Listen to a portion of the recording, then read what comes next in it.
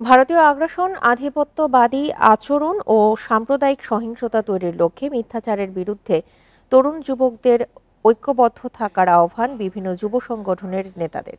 শুক্রবার বিকেলে রাজধানীর বিজয়নগরে বাংলাদেশ যুব অধিকার পরিষদের আয়োজনে এক আলোচনা সভায় ঐক্যবদ্ধের প্রয়োজনীয়তা তুলে ধরেন তারা।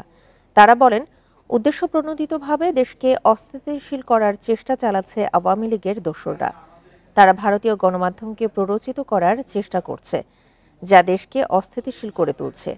ভারত ও আওয়ামী লীগের এসব চক্রান্তের বিরুদ্ধে সবাই ঐক্যবদ্ধ থাকার বিকল্প নেই।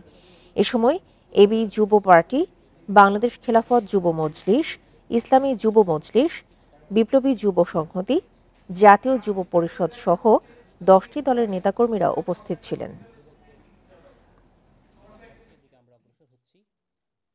সেরকম একটি বাংলাদেশে যখন একটা আধিপত্যবাদী গোষ্ঠী বাংলাদেশের স্বাধীনতা সার্বভৌমত্বের জন্য হুমকি দেয়। আজকে সংগঠন ছিল যুবদল এবং জামায়াতে ইসলামের যুব সংগঠনকে আজকে আমরা সম্পৃক্ত করতে পারিনি, তবে পরবর্তীতে আমরা তাদেরকেও কিভাবে এখানে সম্পৃক্ত করে বৃহৎ একটি যুব ঐক্য গড়ে তুলতে পারি সে লক্ষ্যে আমাদের আলোচনা আজকে হয়েছে।